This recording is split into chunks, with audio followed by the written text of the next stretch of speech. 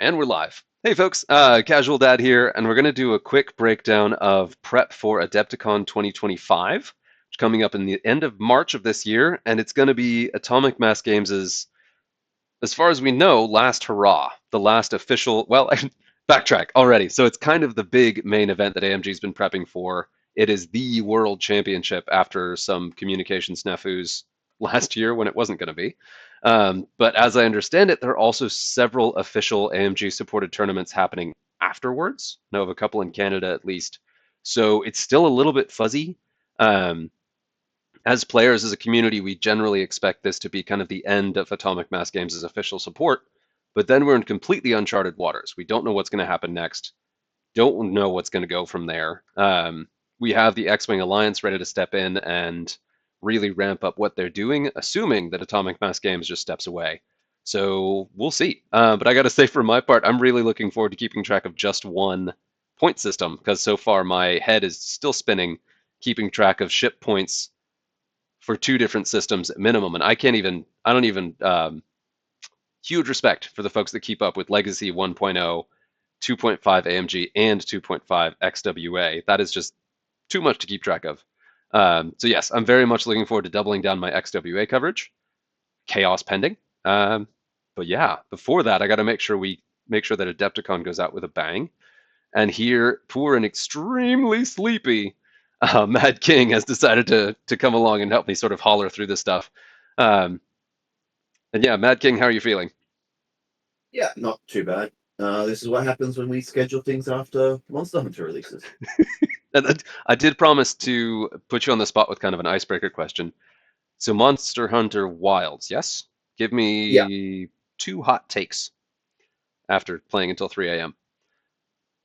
Uh, don't listen to the Steam reviews because all the reported crashes are from AMD Raiden plebs, Intel Master Race.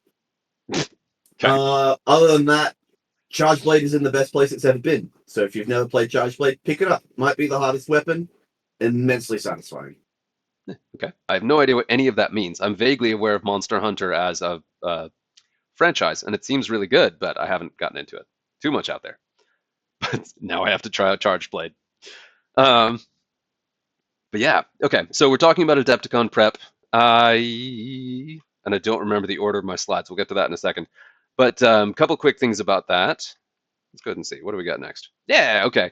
Last year, I did an entire series of my own prep to go to Worlds 2024. So I've got a whole playlist in my X-Wing Miniatures playlist. There are a bunch of videos talking about how I chose my list, what list I ended up running, kind of what I expected to see.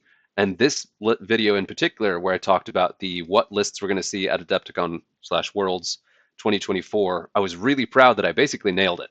That what was there, what was strong, what ended up taking away the event was relatively predictable. And a lot of what I said in that video is still true. And I talked a lot about the battle over Endor ships that were coming into it and the menace that was and still is triple arcs. So that Scary Republic list, and then also the double B Wings I kind of underestimated, but knew that they were going to be there. And then the Decimator standard loadout Tomax, a lot of kind of the standard lists that we expected to be scary were, and those are still going to be around. And so we're going to go ahead and take a look at the list here. Ooh, also, so I'll link to that video in the description of this one, and then also I'll link to this one that's X-Wings or Gold Squadron podcast's live cast of the top 16. Let's see, this was the top 16. Yeah, okay.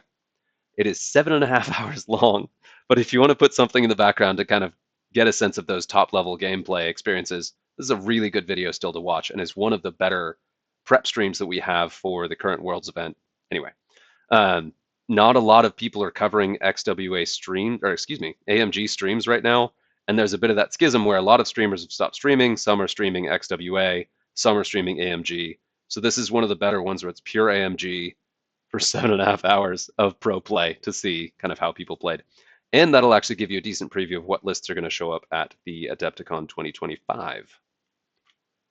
Next up, we've got the upgrade points. And one of the reasons I wanted to pause on this real quick is that there have been very few changes since Adepticon 2024, but there have been some. So we saw the Phantom and the Alpha Class Starwing, the gunboat, both added to the game completely, with both loadouts for the, or both configurations for the Starwing popped in there. And then Some of the main meta pieces were nerfed either in pilot points or nerfed in loadout points.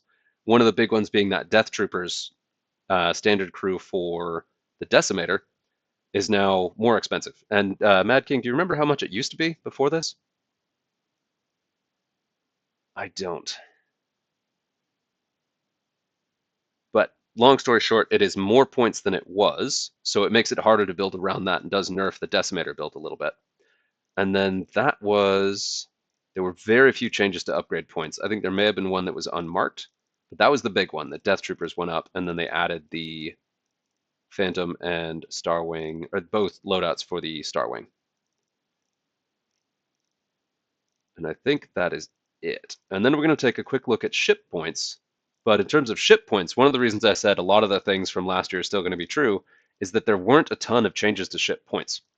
What we did see is some pretty dramatic changes or some tweaks and slight balance changes to the kind of top meta pieces. And this is the previous points. So this was 223 of 24. So we did get a points change last minute, more or less just over a month before Worlds 2024. And so then we also got another kind of surprise points update after we were told there wasn't going to be one.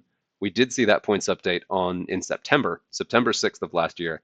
And so far, we have every reason to expect that this is going to be the only points update we get before this coming Worlds. There could still be a surprise announcement, but it's pretty unlikely. And we really haven't seen any single list or upgrader pilot dominate the meta yet, so I don't think there's really as much of a need as there may have been then. So hilariously, at the very end of their stewardship, you could argue that AMG has really hit one of their best balanced point sets of their entire stewardship, which is, that was the goal, I suppose, all along, but yeah, it worked out. So here we see all of the pilots added for the Alpha Class Starwing. And I'm going to look for that in the lists we're about to look at. We've got a couple tournament lists pulled up just to kind of look at some of those.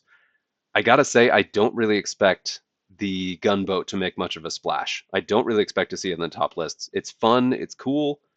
It doesn't really seem that good. We may see some people bring back Hatchet Man, that Major Vendor, the custom one, but I don't see it being. Oh, what was it? It was Major Vendor with advanced proton torpedoes for that like really hard hitting punch after the slam. It could pop up. You should at least read the cards to be sure you know what it is. Um, but I don't expect it to be a really dramatic piece in the meta. And then scrolling down, we're mostly going to see changes to the lists that were really dominant last Worlds. So of course we got the Phantom popped in, and unlike the Alpha Class Starwing, the Phantom is going to make a splash. I would definitely expect to see probably Whisper. Them all being the same points is interesting, but I expect to see the um, standard loadout Whisper being very, very common in these lists, just before having looked at them very much. That's a really, really strong ship. Getting free attack mods, getting to do all the old school shenanigans with the cloak. It's not as scary as it was in first edition, but that's both a really cool, fun to fly ship and also a ship that scares the crap out of me, because I remember flying against it and flying with it in 1.0. And I still haven't gotten a chance to put one on the table, unfortunately, but it's one that I am excited to see flown. So I hope there are some streams here, and I really hope to see some play of that one. Then we are getting to the nerfs. So Tomac's brand, the standard loadout, was 3 points, which was completely insane. For a ship that efficient that can double mod plasma torpedoes twice per game for free, 3 points was ridiculous. So it absolutely always should have been 4. It's still really, really strong at 4. It's just harder to build as much around it at 4 as it was possible before. Now, I don't really remember the Striker coming up at all. So I believe these are buffs, with Duchess coming down a point. And I want to say the Black Squadron Scout generic also came down a point to 4 loadout or 4 squad points each. I don't know that that's going to encourage people to actually bring Duchess, but if you've been considering bringing a Striker, it's not a bad idea. For me personally, I think the best of these is going to be Countdown, just for that ability to just not die, except to multiple attacks. That's one that always struck me as just an insane piece. And I think, honestly, I still think underrated. That ability is nuts. But it's not, the strongest piece to put in for 4 points either, so shrug. And then we saw nerf to the double B-Wings. With Braylon, Strom, and Gina Moonsong, the standard loadouts, they have insane synergy together. They give each other double modded attacks if they're close together and both stressing themselves. They were 9 points, being 5 for Gina and 4 for Braylon. Braylon went up 1 to 5, so now it's 10 to take both. So it's 1 point more expensive to run that entire list. But there's another nerf we're going to see in a second here to Gemmer Sojourn. Gemmer Sojourn was also 3 points on an A-Wing that was practically unkillable unless you shot it really hard twice in a single turn. So it's a huge amount of firepower to put into a 3-point ship. Having the ability to self-mod defense dice. I forget the exact combo, but it's something like if you have a focus token and the recharging defensive ability on it, you could guarantee 2 evades to any shot. Um, Completely insane for 3. Still really strong at 4. There's no reason not to take him, but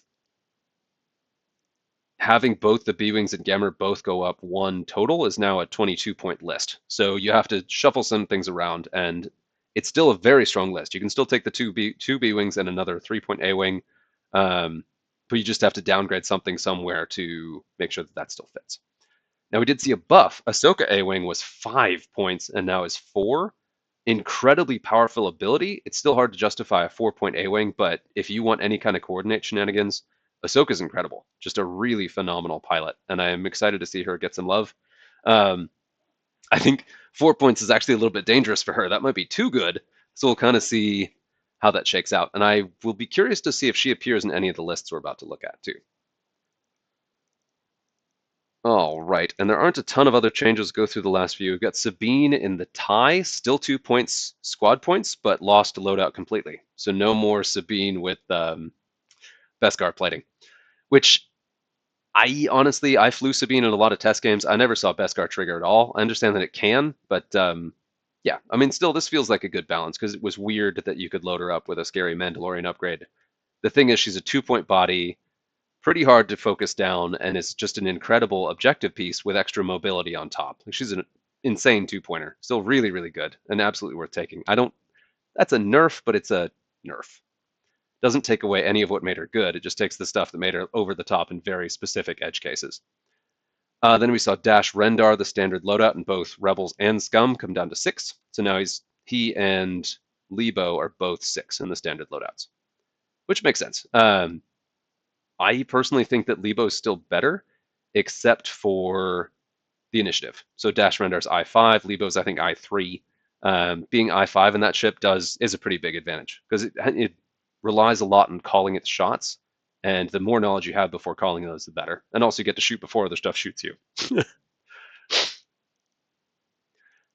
All right, and that was the bulk of the changes. We saw, and this one, I really hope that somewhere in one of these lists at some point there's a high-performing Boba Fett fire spray. Scum Boba Fett fire spray. It's now down to 8 points from 9 and is 18 loadout, but he lost the crew slot. And a lot of players out there haven't been touching him at all and won't touch him without a crew slot, but I think he's still an incredibly strong pilot, and I would love to put him on the table and would definitely. I learned my lesson last year. I bought Rebels last year and I really enjoyed it, but I felt bad for not taking my Scum first love, my Scum. So I would definitely take Boba Fett if I went this year. I don't know that I expect to win the event, but still, I wouldn't expect to win anyway. And then it's not marked, but we're going to look here. I believe the Falcon, Han in the Falcon was dropped down to 5 points, and I don't think it was marked. Let me see if I passed that already. I did. Because it wasn't marked, and I just totally missed the Falcon. Dash here, going down to 6. Rogue Quadrajet. And I forget what subtitle the Falcon has, so it makes it hard for me to find. It's modified. There it is. Yep. So Han went down to 5. Also a lot of drop in loadout, and that wasn't marked on this points change list. Have I said anything crazy yet? No, not really. Okay. You think Boba's going to win the whole thing? I wish. That would make me the happiest person in the world. He's so good, but man, 8 points is a lot, and there's a lot of stuff in the meta that can still chew him to pieces. But yeah, Jesus. especially in AMG because I've been playing XWA since it came out, and Boba's been flyable without a crew in XWA, but that's because all the points changes in how XWA's completely shifted the meta from 4 to 5 ship lists of nothing but high initiative aces with loadouts out the wazoo to ships across the entire initiative spectrum at 4 to 5 ship lists Oh yeah. again, but your big punchy aces don't have 20 million upgrades to keep them alive, and your low initiative generic pilots are actually putting in the work as they should be. Low initiative generic pilots. Okay, we'll talk about that more in a minute. I believe you're a biased source on that, but we've talked about your generic lists in XWA. We'll definitely talk about that. Let me see if I can get through this. Um, Kylo Ren loadout got a loadout bump by 2, I think you said, right? From 22 to 24? Yeah. Okay. Kylo Silencer was not seeing much play in First Order, so that was a bump to First Order. First Order already scares the piss out of me. They are a really scary efficiency faction, really, really good on objectives. So I think that First Order is also somewhat underrated as one of the strongest factions out there in any edition, just because everything they have is just a little bit better than equivalent versions. Um, Yeah, I think I can count on one hand how many times I've beaten First Order in AMG points. it's really scary. And I just don't play against them that much, but when I do, I'm constantly amazed. Um, I don't remember. Yeah, okay. So ZZ did have a change. I believe went down from 5. This is where you're going to catch me as like not knowing anything about what these were. So ZZ down to 5, I believe. LO down to 4 because they were definitely nerfed really hard. Um, and so now you do have plenty of options to do a 5x T70 list and then a 5x A-wing list, I believe. You may even be able to squeeze up to 6 A-wings if you squeeze in those 3s. So yeah, ZZ went down from 510 to 47, Okay. and ELO is the same points. He just lost 4 loadout. Oh, bummer. Okay, so there's a big nerf to Elo. My bad. All right, so resistance also scares me, but for different reasons than First Order does. They similarly have stuff that's just slightly better. Their upgrades and pilot abilities are really, really strong. What scares me the most every single time in resistance is their Falcons. If you've never flown against a kitted up Ray Falcon or the a really loaded down Poe Falcon, those ships are terrifying. The Poe Falcon just incredibly fast and hard to deal with, and the Ray Falcon really, really reliable damage output. And yeah, and we'll touch on that more in a minute. Yeah, and then we've got there were some more nerfs to Republic. We saw Oddball, the standard loadout arc, for some crazy reason was 4 points and was bumped to 5, which he really should have been all along. He's by a good bit the strongest of all the standard loadout arcs. They're strongest together in combination, but he I believe has an extra shield over the others and really kind of brings everything together. And he's just crazy, crazy strong. So him being 5 bumps that Republic arc list up to 21. And then Ahsoka got a buff. Ahsoka in the Delta 7B went from 6 to 5, if I'm not mistaken. So she got cheaper. She's one of the cheapest. She's now, I believe from the notes, she's tied with Barris. It was pretty weird that people would take Barris as your budget Delta 7B over Ahsoka. There's a lot of stuff Mace in Windu there. is also 5 points. Yeah, but yeah, and Mace of course comes up a lot, but him only having the 7 loadout, having that I5 is nice, but I also think Ahsoka's coordinate ability feels very, very Jedi appropriate and is a really strong take. Mm-hmm. Yeah, I just think every instance of Ahsoka is a really strong pilot with a lot of potential, but almost always overcosted, including I think in XWA, but not as bad.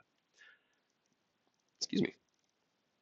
And then we saw some of the cheaper ones get bumped up too. So like Kickback, the standard loadout V19 Torrent went from 3 to, or yeah, from 3 to 4. So for some iterations of the triple arc list, that also raised the price up another one. So you got a 22-point list and have to shave off those points somewhere. And then in Separatist, and this is going to come up in a minute, we're looking at General Grievous went down to 5, if I'm not mistaken, from 6. I want to say he lost some loadout too, though. He went from 511 to 514, so he Oh, actually got a just got a buff. loadout buff. Yeah, okay. So he gained some extra loadout so he could actually fit some of those fancy upgrades he's used to having. Still, so you can take out maneuver now, and then can still put something else on there. So just a little bit, but have that classic Grievous outmaneuver. Still can't load him out too much, but that is still a reason to take him again, where there wasn't one for a while there. And then we saw Darth Maul get a bump. I want to say he went down to 6 from 7 to 6 with a pretty significant loadout cut. Only 5 points for the loadout. 5-point cut, though. Okay. Yeah, So yeah, so he's went down to 6 and still has 14 loadout, which is a lot of points to play with on an I-5 ship that can shoot twice and has 3 force. So yeah, nasty ship, and I believe this has actually shown up in some tournament lists since. So we'll take a look at that. And that is it for our points changes. So that is the only differences from previous worlds. So we've had a long time for this meta to we've had a long time to get familiar with these points. We haven't had that much time really for the meta to settle. I don't know if people have been playing as much or if there's been that mix of XWA, but I do feel like this is less solved. Like there's a lot more variety coming up. And we looked at some of the tournaments that have taken place, the AMG tournaments that have come up since the broad nerfs to some of the top level lists have only been since September. So we looked at AMG point tournaments from September to now that have already happened. It was pretty cool. There's actually a lot happening, especially in Europe, starting next week. Some starting right now, this weekend. And we're going to go ahead and look at the top performing lists at some of these. So we got Battle Zone Ursa 2024. This is in Alaska. The Latin for bear, Bear County. Nice. Um, and right out of the gate, the top 2 players are separatists, which blows my mind. And there you've got General Grievous without maneuver. You've got Dirge with proton cannons, which is pretty standard. Sun Fac. Wait a minute. Sun Fac won this tournament? that's wow. Uh, that seems crazy. And I'm just kind of looking at this list, looking down a bit. So definitely, if you're doing any prep, play against some separatists. We got double Roomba, the HMP ships in the top 2. We got Grievous in the belly rub, Belbelab. I always want to call it the Bulbasaur, but no, that's not right. Um, Dirge Sunfac. This is a crazy list because you've got your flanky ace, you've got your punchy ace, and then you've got this thing that you cannot ignore. You can't ignore Sunfac, and this is an extra dodgy one. I'm actually pretty surprised to see that in AMG points you can fit both ensnare and gravitic deflection, which lets It's you move yourself by tractoring yourself and give someone else that tractor token and then get extra defense for having somebody shoot through a tractored opponent. So that's it's really good. And the targeting computer is always a funny add on there. And yeah, then we do have it's got 15 upgrade points. yeah, he's a really good and he's initiative 6 ace. Like it is crazy to see this. I'm Yeah, actually very shocked that that's on there. But I mean, that's a ship where if you leave him alone, he can do insane things. And then number 2, we commented on this earlier that the 4th cut got 1st place and the 1st cut got 4th place. That flip was pretty funny. Um, but then our 2nd place list is a double. Oh God, it's a no, surely not. Triple scimitar? What is that thing called? Sith infiltrator? Triple infiltrator plus a Roomba? What is this? This is wild. Okay, so this is stuff to look for. So you got a very angry Dooku. If I'm not mistaken, that's standard loadout Dooku because there is no Roiling Anger upgrade outside of that. Um, and then yeah, custom Maul 066 with Savage. So you've got 3 force point loaded Sith infiltrators and a Roomba. No, that's not a Roomba. I'm sorry. That's a Tri-Fighter. No. A Tri-Fighter made 2nd place at an AMG tournament? This is crazy. Okay. All right. Yeah. But then, true to form, we do still have a triple arc list. It's still in there just fine. And we've got the cheap Ada Anakin, and then we've got Axe as our extra filler torrent. Now, we're still looking at, and that is the torrent version, right? Or is that the Z95? with barrage rockets, it would probably have to be the torrent. Okay. Which is nuts that that thing can take barrage rockets. So you got a 3 attack die torrent over there. It's only a 5 ship list. I've seen those go up to 6, but you've still got the core of the triple arcs, and triple arcs are still really, really strong. All the fundamentals that they had that made them super strong before, they still have, and the combo of all 3 is only 1 point more expensive. So when you're filling in your filler list for those, this is definitely going to come back up. It's still an incredibly powerful piece, especially mission depending. And that may actually be the flip from 4th to 1st is what missions they got. Because if this is chance, there's a better chance to beat it. But if there's anything where there's area control, anything where they have to control objectives turn over turn, the arcs have an incredible advantage just in terms of time on objectives. Takes forever to bring them down. They do a bunch of damage while getting objectives. have a bunch of free stuff going on, still super strong. Um, yeah, so you definitely want to practice against that. Then, of course, we've got the Colonel Jendon Defender Vader. The text is funny here. Um, I'm not sure. Is that all? Yeah, I guess that's all just the standard loadout coming across weird. Yeah. So this is a three ship list. We've got that's one of the standard loadout Vaders, right? Is that Starter Vader? What is that? Afterburners hate marksmanship? I think so. Doesn't have ion missiles is one of the ones I'm used to looking for, but it's Vader. In the TIE Advance, not in the Defender. And then we've got the Decimator. So a three ship Empire list. Still doing really strong with cluster mines. Wow. Palpatine. Okay. Uh, yeah, that's Battle of Yavin Vader. Yeah, okay. This is classic Imperial Aces from first edition. It's nuts to see this come back. It's got a Decimator in there too, but it's a three ship list relying heavily on Palpatine mods and just really hitting incredibly hard and getting the advantage as quickly as possible and then keeping it Yeah, because these things are hard to bring down. Um, that'll definitely be why it finished first cut. yeah. And that's one of those things. This is a really strong combo because there's no ship in this entire list that's easy to take down. It's one of the big advantages of a three ship optimized list like this is there's no easy target. In most other things, you've got your 2 point filler, your 3 point filler, your big chunky thing. You can focus fire on one of those groups, even two of those groups, and pretty consistently take them out to get free points. Whereas this thing, it would only need a pretty small objective advantage and then not to die to have an edge. This is going to struggle against the triple arcs just because that's equally, it's hard for them to get an advantage against that. But most lists are going to have a really hard time making headway on this unless you get some really lucky attack rolls. Um, yeah, so one of my stress tests for any of my competitive lists is you have to make sure it can consistently hit Vader. You have to be able to keep him in arc and actually land damage on him enough that it's not wasting all of your time doing it. Because Vader is a pretty good proxy for all of your high initiative, heavily modded defensive aces that are hard to hit. So that's a big stress test. You got to chase a Mhm. Vader around and make sure you can kill it. And that's one of the stronger stress tests for a list. We're going to look at just a couple more of these real quick. We'll stop at top 8, and we'll probably go a little faster with the other ones. But then here we've got double A-Wing. We've got Sabine A-Wing. I love to see that. Sabine A-Wing is an insane ship.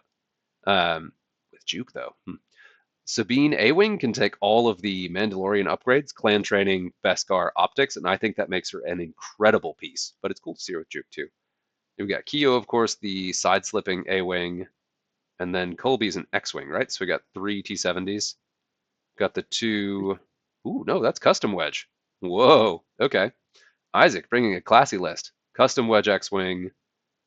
Um, yeah, that's the standard loadout Battle of Yavin Luke. Then we got Colby Sperato in the T-65. And then the 2 A-Wings with Juke.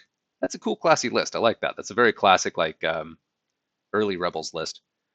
And then Seth, we've got Karsabi. There it is. We do have one of the gunboats, Alpha Class Starwing. We've got Jendon, the Defender.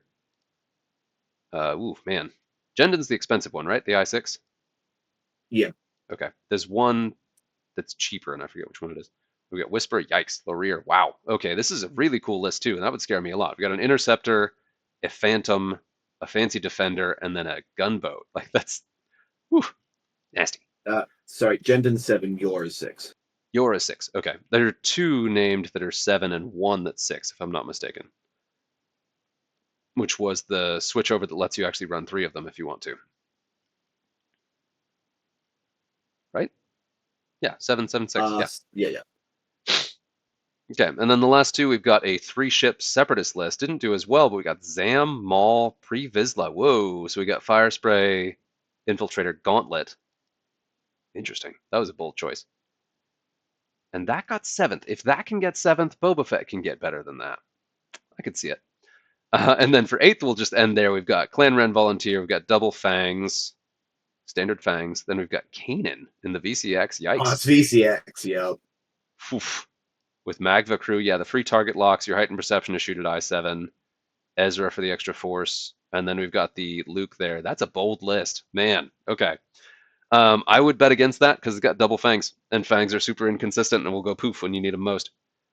But Did well to hit top 8 with that. yeah, that's true. It's still a 4-ship with the double. These guys hit super hard, and with the Clan Ren volunteers to block and jam things up, like that's still a really strong list. It would struggle both in objectives, but hey, it worked. It worked. I shouldn't talk too much. Any of those on the list jump out before I switch to the next one? No, not really. Just surprised to see two 3-ship lists make top 8 Yeah, with this. with how AMG points were going towards the end there. Yeah, Because the this meta is. kind of settled on 4, 5 ship lists, mostly towards the 5 end. Yeah, and we don't see a ton of the really scary factions. So First Order appears first at 11th. Republic there again. Oh, we got a scum. Dead last. What do we hot takes on the scum list? They got Greedo and Plastic Dengar. Dengar, I yeah. never bring Greedo and Dengar. No.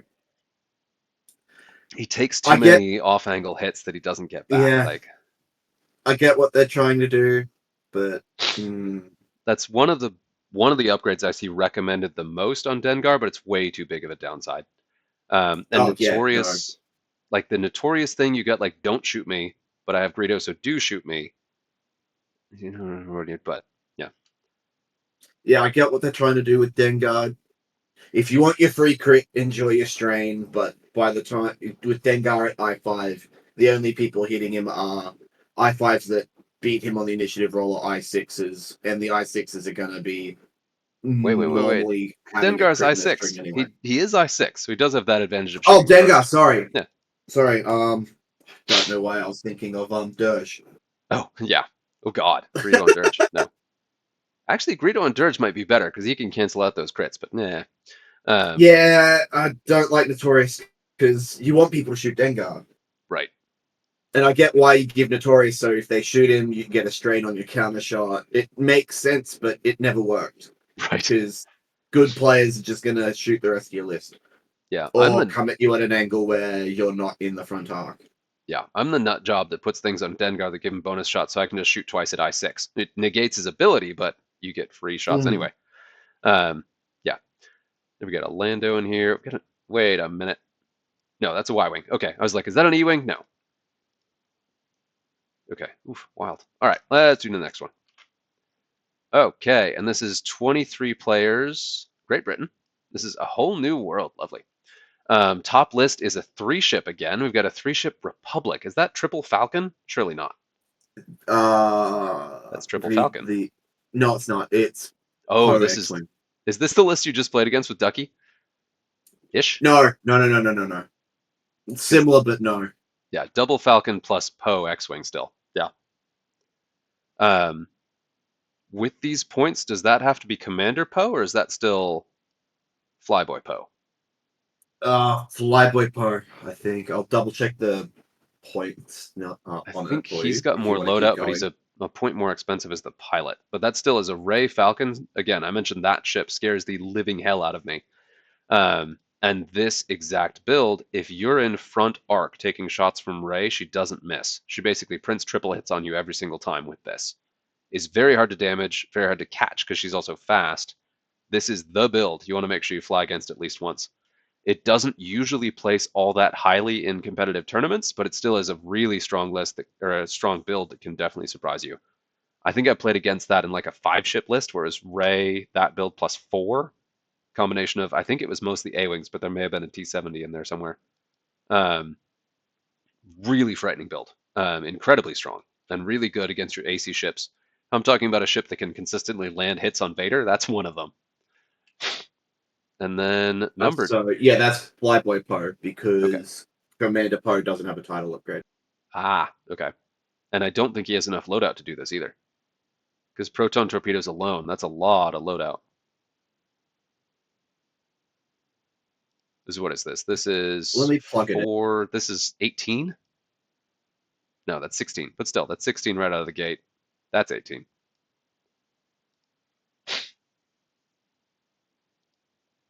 Yeah, looking at the next one, we got double T65 and Corn and Thane, your two, I believe, both I5 T65s. You got K2SO in the U-Wing. Love to see a U-Wing. And then custom Gina. Ooh, okay. Wait a minute. This is the second place in this list was double U-wing? What? Yeah, Yeah. you can fit that. All that's 24 out of 25 points. Okay. But that's Flyboy. Commander can't Yeah, do that's that. Flyboy. Yeah. No, Command. Commander can't do that. Okay. Yeah, wow. Number two. And wow, I hadn't even gotten to number three yet. It looks like number four dropped, but they're not even showing here at all. But Ryan Coyle in third with Scum. Wait a minute. This is XWA points. We've done this horribly wrong. We were trapped. I see a Is Lancer. this? Yeah. Yeah, this is XWA. Womp womp. All Uh, right, got to discount the whole thing. I gotta skip it before we look at it too long. Dang it. We did have a lot of trouble uh, with that. With List4 just isn't always keeping track of which ones are XWA and which ones are AMG. Some of them say it in the title. Some of them we just knew right away. Others we don't. And this one too, Soul Sixa. I see a Skurg. All right, yeah, skip, that'll do it. skip. Okay, let's see what we got. I don't see. Okay, so far so good. All Yeah, right. the Grand Tournament monster is XWA because there's Soul Sixer in them. Yep. Okay. So we'll skip that one. So we'll go to JF Party Dragon. This one really cracked me up with the name of the tournament. And we do have at least one other one that was a bigger, I think two more that were bigger Mhm. AMG ones. But here again, we've got that is another Flyboy Poe, if I'm reading the points again. Lone Wolf and Heroic. Wow. That actually may be Commander Poe because that doesn't have the proton torpedoes. He's got plenty of points to do that. Yeah, I think that might be Commander Poe. Yeah. Okay. Because he doesn't Another. have the title, which is an auto take on Flyboy Poe. Yep. All right, cool. This is another one I kind of wanted to call out because that five ship resistance, excuse me, is still a really scary piece. They just have really good X-wings and really good A-wings, and when they cram everything into a five-ship list, or your double Y-wings, you cram stuff into a five-ship list, it's really, really nasty. Throw in some Ferrosphere paint so people don't want to shoot at stuff or get stressed. Um, yeah, what do we got here? Three T-70s and two Y-wings. So you get double bombers. Shaza Zaro is a really good objective piece. Yeah, all right. And then number two is Scum. It still happened. Okay, cool. So even though it's not with Lappin, oh my god, I love it so much. Um, yeah, with Lappin with an ion cannon. Yes. So number two and three in this tournament were Scum. Wow. All right, New Jersey, y'all go hard. Um, and this is one of the smaller events, but still double Scum. So we got Lima, Cad, Dirge, so double Rogue and a Y-wing. Mando, Fearless Child, yeah, classic. And then Lappin is I believe he's the one where you can't modify defense or offense against him if you are stressed. I'll double check that, but I think Lappin might be the different ship size. No, that's a Hav. Yeah. But they're both mining guild ties, and it's really cool to see them. I also think Lappin is the only one in AMG points who. Correct. Yep. Okay. So you can't Yeah, it is for defend stress. against him or modify against him on offense if you're stressed. Correct. Okay, really strong. Of course, situational, you have to make sure he's staying around ships that want to be stressed or spend a lot of time stressed, but he can pack a cannon on a TIE fighter and has a really strong potential defensive and offensive ability. I have literally never gotten it to trigger to save me or give me extra shots, but I keep putting him in lists just in case. Someday it's going to trigger, which here Yeah, hopefully it Mark's did. Table Mining Guild tie. I've flown a few of them. They're fun. Yeah, I love this combo, but especially having one that has three attack dice is incredibly satisfying. And I think Lappin is probably the strongest of the mining guild ties because he can do that. Um, but it's still a mining guild tie. You don't take them to do offense.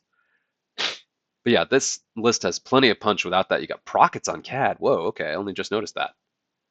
And tracking fob. What is going on here? What world are we living in? I honestly don't think I'd ever even considered taking proton rockets on CAD because the single shot, he's I4, so it's not the best, but you do have a lot of ion control in here to try to corral people into there and use the Prockets. And Prockets are one of those make or break upgrades where if you land them, they can win you the game in a single shot. You have the offense to actually one shot some ships in the game, give yourself some free points and some breathing room right away. Those can easily turn around a game Mm. if you land them, if you Look, hit the right thing. I like it because tracking fob gives you that insta lock turn one. You make True. your opponent choose who they want to be bullied off the table first. Right. Yeah, there is that. I like it. And then your entire list just goes in on that one ship with the iron control. Mando just wants to be at range one of it anyway. Dirge with Fearless with proton cannons wants to be range one of it anyway. Yeah.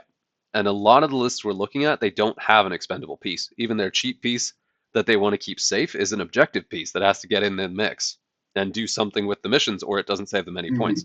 So that either keeps your objective piece out of play or forces them to risk it in the middle or put that free lock on something else. So that's it's interesting. I always want tracking fob to be good. That's really cool to see that pop up here. And then similar, there's a very classic CAD build, has the 3 attack dice and that sync laser cannon, marksmanship, nice. Title and then Zuckuss Crew, so you can stress yourself for offensive rerolls to then pass the stress to your target if you hit them. That is really strong. The more arcs and decimators you see, the things you can consistently land hits on don't really want to be stressed, and to be able to extra stress them is nice, especially for a free attack mod from Zuckuss. We got Phos codes and proton cannons on Dirge. I love proton cannons. I just love it. It's hit or miss whether you do synced cannons or proton cannons with the bullseye requirement on the protons, but they hit so hard. And this here we got, this actually looks a lot like, old Para's list from Worlds last year. 4 ship, multiple rogues, Mando Fen. I think this may actually be exactly it. Mm. It's real close, if not. I'm not totally sure about the upgrades, but I think so. No, he had Kira and Cad Bane to do cheeky stuff with the with rocks. But still, in terms of the pilots, Yeah. it's really close. We got shield upgrade on Fen. Wow, okay. That helps a lot with his defensive consistency. Yeah. Okay. With at 6 points, how many upgrades? Yeah, I'd take shield upgrade on him too. Yeah, that's fair. And then we get our first order in the top 8. We got Kylo. There he is again. Silencer Kylo is super strong with the loadout he's got now. He's just an incredible ship, and he's another one you want to practice hitting. You got to make sure your offensive pieces can land hits on a ship like Kylo. Um, and then backed up by, I believe this is your usual suspects, the TIE SFs or the TIE FOs that can get extra attack dice. Gaelic with the ion Yeah. cannon, and then the others have trade off to do extra attack dice. It's like they get Yeah. strained, they get stressed, they take damage, or if it's against a damaged target, they have extra attack dice. So they're already really strong objective pieces. They're hard to take down because they're defensive. They're pretty cheap, so if you lose them, it doesn't matter that much. And while people are chasing them around, you've got Silencer Kylo making an utter mess of things. Yeah, this is the kind of list I have nightmares about. As I've played many games where I've spent my entire game shooting at Silencer Kylo, overcommitted, not even hit him, and then just lost horribly because I didn't make any headway against the list. Super I strong. don't know about swarm tactics on Scorch because he's only like 4. Uh, but you've also got it on Midnight, so that's the way you can do Midnight to Scorch, Scorch to someone else. So that's the way you do the chain. Yeah, because Is you Midnight choose I6? the Midnight size 6. Yeah, so Midnight does the Yeah, swarm tactics down. Yep. yeah, they trigger at And the same time. You choose the order. Yeah, yeah, yeah. And then you've got and you can choose who you send that to. So you could have Kylo shooting at 6 with concussion missiles. Which yeah. he's also got cluster missiles. That's interesting. No, that's Malorus. Oh god, this is a 5-ship list. No, it's 6. That's 6. That's even worse. Yikes. Okay. Kylo, Malaris, DT, Gallic, Scorch, Midnight is 6, Oh, which is pretty standard for FO, even in my backwards area of Australia. FO pilots are usually flying 6 ships. Down Under is still the first order. Yeah. That's okay. This is even more the list that I have nightmares about. I was looking at Kylo plus 4, but Kylo plus 5 of these things, and they're all scary ships in their own right. Even if you manage to bring down Kylo, you still have to deal with the rest, and probably lost most of your list doing it. So that's this is classic second edition FO. Um, some of the most powerful pieces in the entire game, all in a single list. I don't like it. But yeah, Midnight Swarm Tacticsing to Scorch to Malorus. So Malorus shooting at I6 is really strong, especially if you can get off the cluster missiles with a free mod. Yeah, because you get that free mod on both shots. Mm-hmm. Oof. Brr. And then Pete Lambro, this is a familiar name. Um, Four, yeah, okay, so we did the two B wings and then two X wings. So all standard loadouts.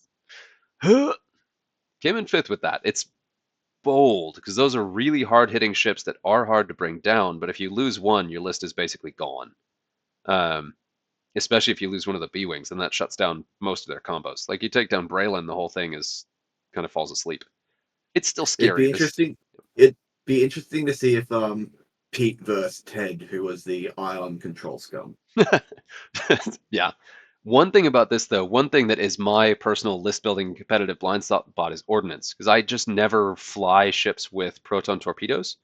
I don't have the same like mental familiarity with how they work. And if you're looking at something like the FOs, if you hit one of those with a proton torpedo, there's a good chance you cripple it, if not take it out outright with a lucky roll. Um, so they are able to punch through the high evade ships a little more effectively, but then also put through damage on the big stuff like your arcs and your decimators.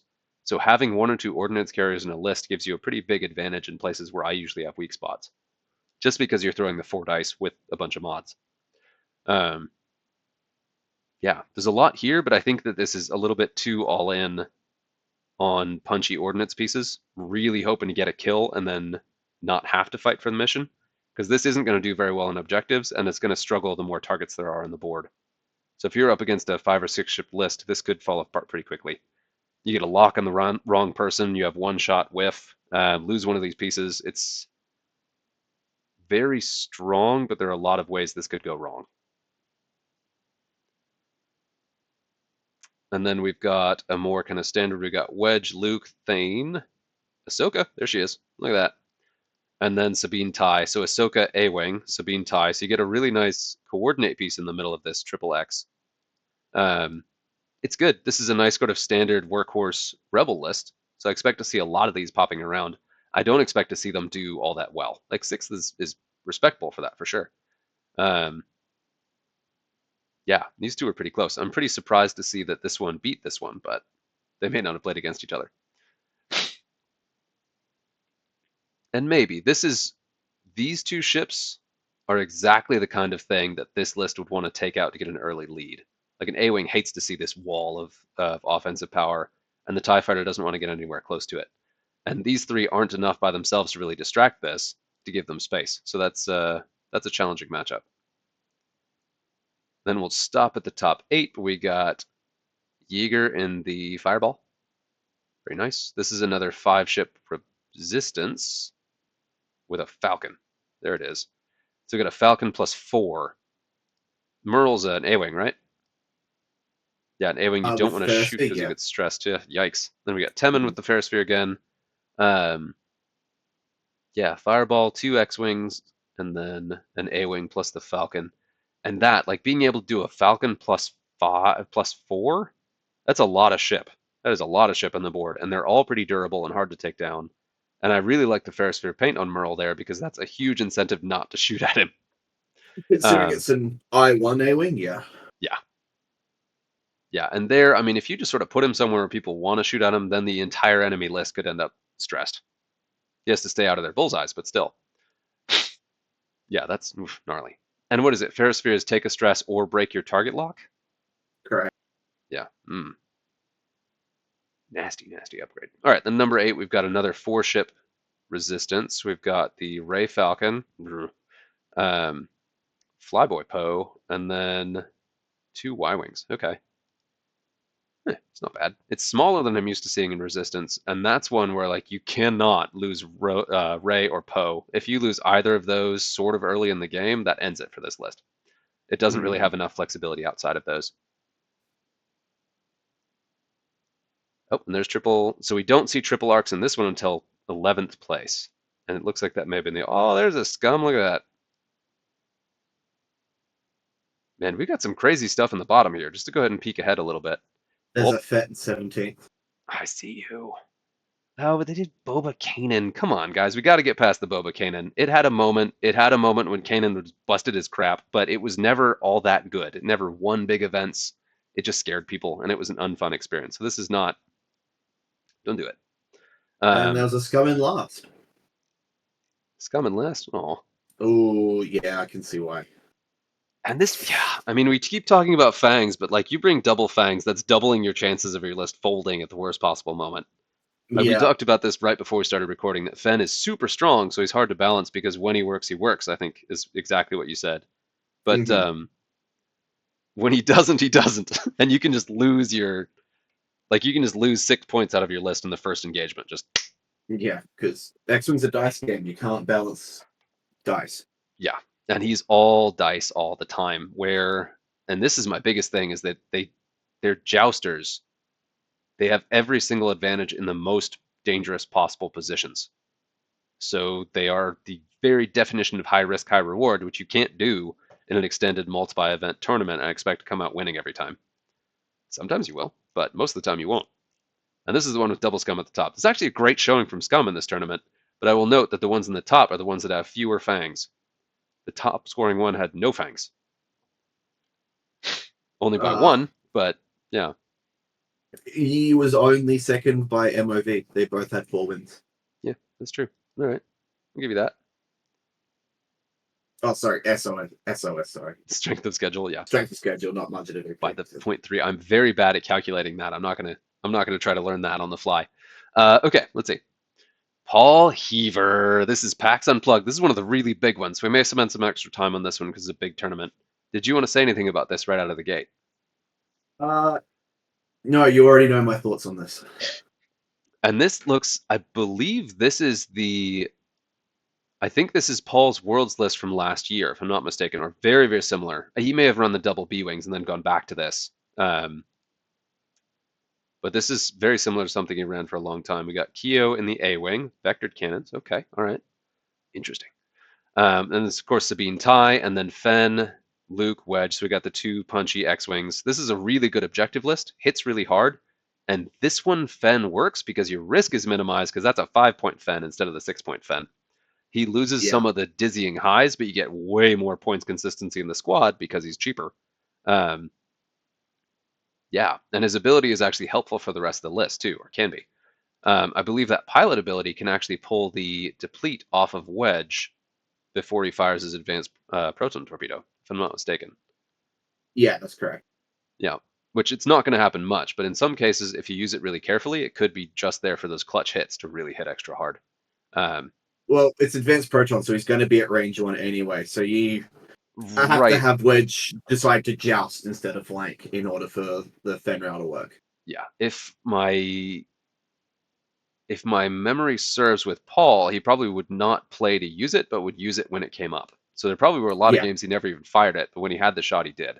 Um, yeah, and that Battle over Endor Wedge has the option to double mod himself, but if he does, no, he has. If he boosts, he takes a deplete.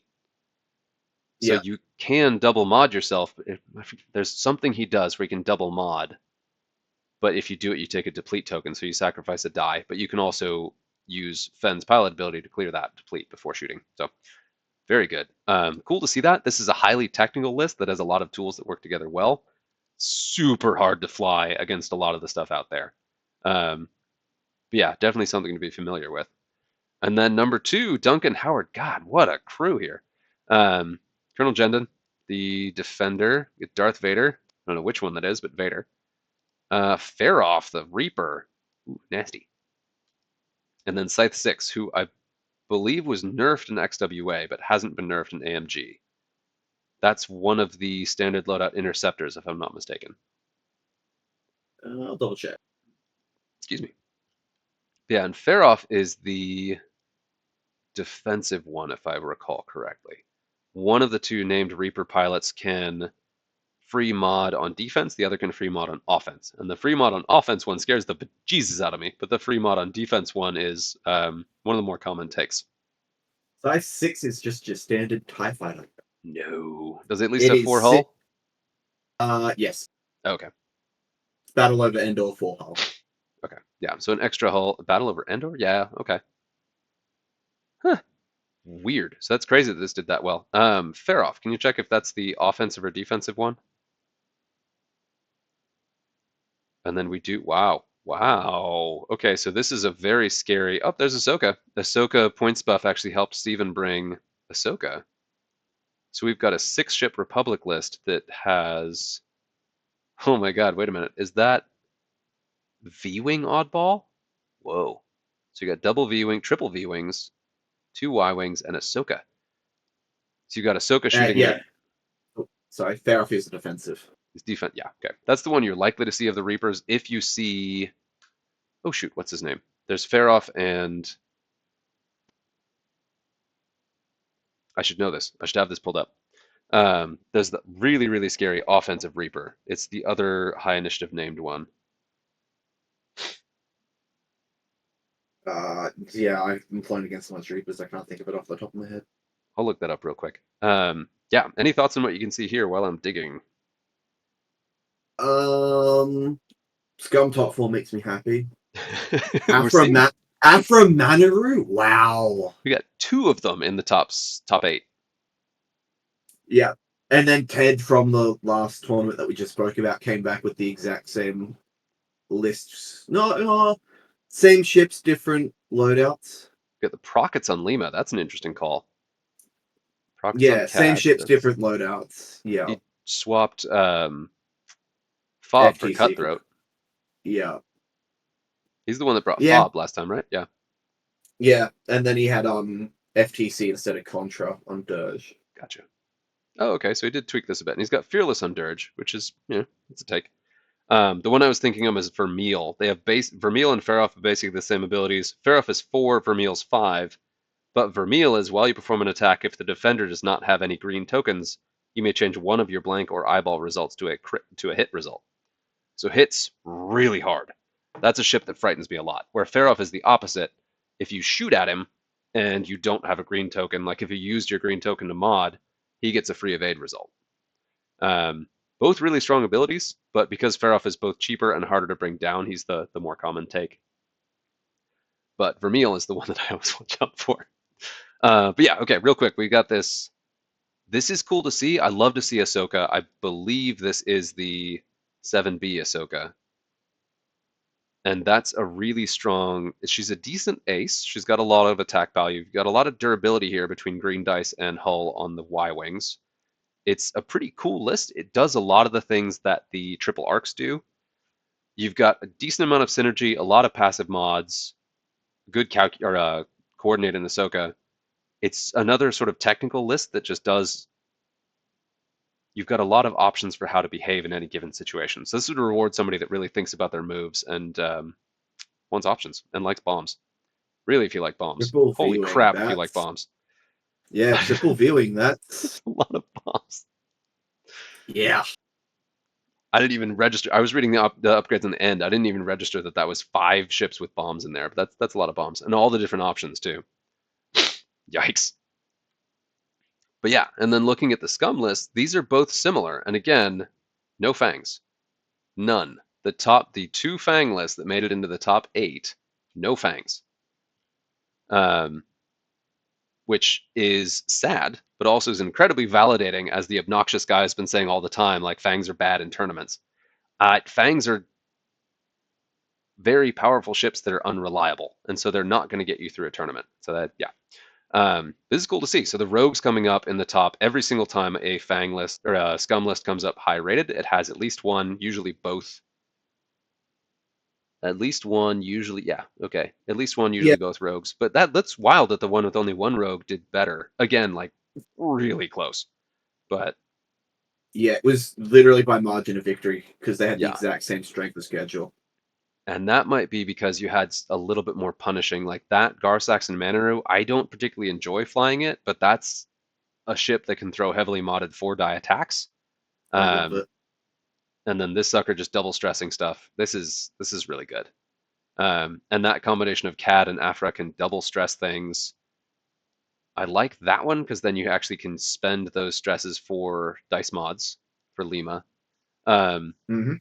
for Lima, when you have the points, she's got this crazy thing you can do where I believe it's pattern analyzer plus her ability, his ability. Pattern analyzer plus that ability can give you a free double mod on a torpedo. The 4K. Yeah. You do a 4K, you get your focus before the stress, target lock for being out of your opponent's firing arc, and then boom, I5 double modded torpedo splat. Usually you get a cheap torpedo doing that because you use most of the points in that pattern analyzer, but when there are enough points on Lima to do that, I am so happy. And I believe right now in XWA you do have the points to do that. But this is Yes, also you good. do. It's nasty. I've never seen Yeah. anyone else use it, so it's a thing. It's weird to think of a Y-wing having a tech slot, but the scum ones do. Yeah, Um, so the main thing I'm seeing is that instead of taking a 4-point Fang, you're taking Cad Bane. right, the 4-point cat. He's so much more consistent. He's Yeah. got shields. Yeah. Yeah, he's got less reliable offensive punch, but like with the options you have on that dial, the stuff you can do with him, like here he's got Lats Crew, so you can spend opponents' stress for defensive mods. I believe she gives you a free evade. So you say, you lose that stress, I get a free evade in this shot, which with multiple ways to apply stress can be really, really strong. Um, yeah, I wonder how often that Deadman switch on Afra triggered. Deadman Babu, Dengar. Wow, okay. So every time somebody shot at Afra, they also had the chance of taking a free damage. What is, how many crew slots? Hmm. Okay, no, okay. So that's a quote unquote illicit slot crew, gunner crew, crew. So only 2 real crew, but there's still 4 people cruising around in the hull of this Yeah. thing. Love it.